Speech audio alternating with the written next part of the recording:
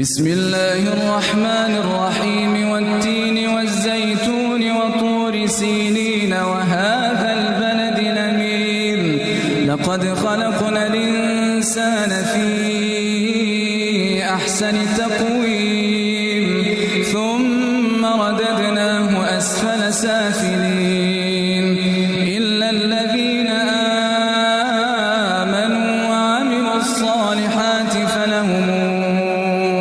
أجر غير ممنون فما يكذبك بعد بالدين أليس الله بأحكم الحاكمين بسم الله الرحمن الرحيم اقرأ باسم ربك الذي خلق الإنسان من علق